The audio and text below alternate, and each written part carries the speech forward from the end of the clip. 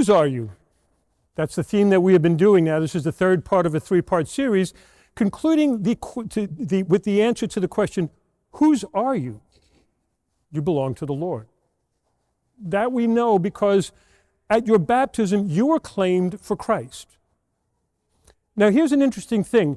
Our readings these past couple of weeks especially have been leading up to what we did today, this Feast of the Presentation. They're leading up to it, but think about this for a second. There are so many people in this world who believe they just have to get to the end and they're done. So they believe, like, if I go to school, I just have to finish, high school and I'm done, or I have to finish college and I'm done. In fact, I remember when I was first ordained, I sat on a committee for the diocese that would kind of vet candidates for the priesthood, young men who had whatever experience and wanted to enter the seminary. And I remember this one young man came in and, you ask them basic questions like, what brought you to this point in your life? And he definitely had a conversion experience. He definitely had contact with the Lord. He was definitely on fire for Jesus. And it was just clear to me that, he was ready.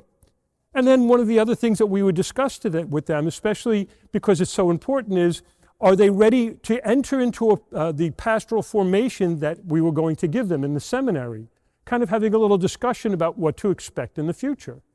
And he smiled at him. He goes, well, I was hoping I could bypass all of that. You want to bypass the seminary? Well, yeah, I have this revelation from Jesus. I think I'm ready. I just need to be a priest now. And I smiled at him and I said, well, it really doesn't work that way. But he just stood his ground on that one and said that he just believes that because he's had this encounter with Christ, he didn't need to go through all of that. And it got me thinking myself, because I also fall into that trap sometimes, and I'd fallen into that trap. Just get through the seminary and then you're done, right? Now you're a priest and you can just go out and not have to worry about anything anymore. There's no assignments, there's no this, there's no that. It's all done, right? And what I found out, and especially listening to this young man, it got me praying and thinking, no, I'm still being formed. I'm still in the process, if you will. Or, as we heard in the first reading, being refined. We're all in the process of being refined by the Lord. And I think sometimes we forget that. We had, like I said, we had that mentality. We got over the hurdle, therefore we're done with that. It's behind us. And so one of the things that I have made as a challenge for myself over the years is to make sure I continue to make progress toward the Lord, to make progress in holiness, to keep working at it and keep working at it because, well, let's face it, unfortunately, we all have a sinful human nature. We're all kind of broken, so we falter along the way. And sometimes I believe we forget that we are still a work in progress, that it's not completed and it's not finalized until we meet the Lord at the pearly gates. And so there's got to be that constant striving, that constant push, if you will, to grow ever closer to the Lord, to allow God to continue to work in us so that we can become holy and righteous in His sight. I look at today's gospel, and I love this gospel. There's just something about these two that are waiting in the temple. And they've been waiting and waiting and waiting, and now they're elderly, and there in their midst is the Lord. There is the Christ child. And this Simeon, I'm sure he went through many, many refinements over the years in preparation for that moment, not knowing exactly when it was going to be or what it was going to be like. But his prophecy is so beautiful because he sees the light. He sees the light, Jesus Christ. He sees the one who will be for the Gentiles, not just his own people, which would have been a change in his thinking. And that he refined over time, knowing that the Christ wasn't going to come just for a select group of people. That's a powerful witness on his part. Today, February 2nd, I know you think it's Groundhog's Day, but it's actually the presentation. It's also referred to as Candlemas. Candlemas is the day when we complete the Christmas season and traditionally would bless candles on this day because we're a reminder that Jesus is the light. Jesus Christ is the light that scatters the darkness. Every one of you, when you were claimed by Christ the first time, you were claimed with a light. When you were baptized, a light was lit that you were asked to let burn and brightly shine. And so on this day, traditionally, we have always said this would be a good day to go and light. If you still have your baptism candle, maybe pull it out and light it for a little while today, and just say a prayer of abandonment or a prayer of trust to Jesus Christ.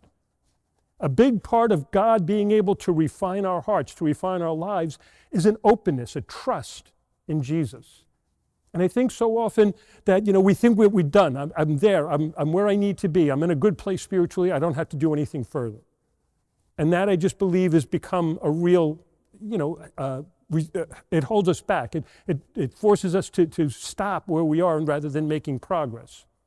And so I think it's very, very important that we keep working at it. See, one of the things that we talked about when I was in the seminary, and one of the things that I didn't get right away, is this word formation, to be formed, which is why the parish provides you with a platform like Formed.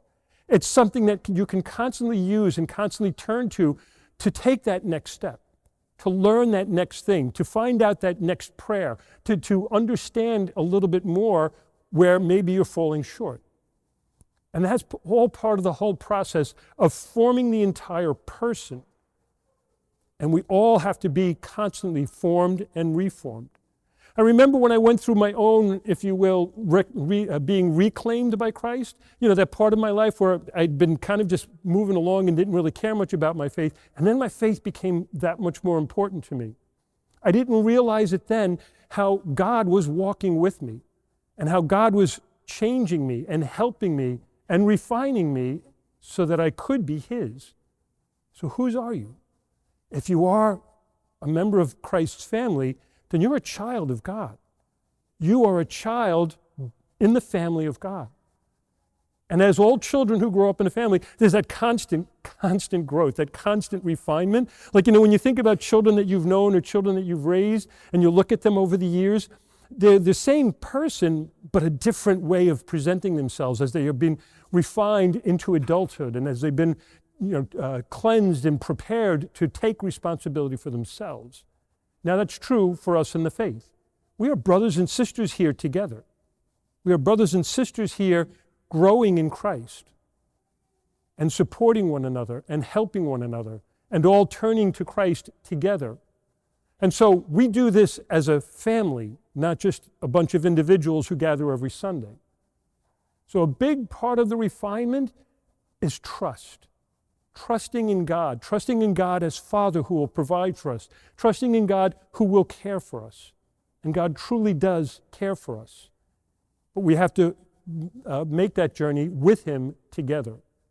One of the things that I strongly recommend, look up a thing called the Litany of Trust. Maybe pray that a couple times this week. It's a powerful litany that was given to us so that we can trust God more, trust in His providence all the more, and allow His grace through the sacraments to continually purify us, to continually refine our lives, so that when we start to make that progress, we make it together. We are able to then approach the throne of God little by little by little. But that's not going to happen unless we abandon ourselves to His will, to His mercy. And so today, pray for your brothers and sisters in Christ. Pray for one another, not just praying for yourself, but pray for one another as well, that we all can take those steps and that we can see the need of our own personal refinement, our own steps of growth. So incredibly important, I believe, for each and every one of us here today is to be able to make that admission that we're not there yet, that we're not done yet, and that we still have more steps to take. And so keep taking those steps. Keep making that advancement. Keep allowing God's hands to mold you. Keep allowing God's grace to refine you. Keep allowing God Himself, who loves you so, to be the one that you submit yourself to, so that you will be refined and made truly pure and holy in His sight. I know that as a family, when we do this together, it gets a lot easier. So pray for each other. Pray with one another. Pray as a family. Pray as a community. But make sure that when you pray, you open your heart to what God is doing in you. God bless you.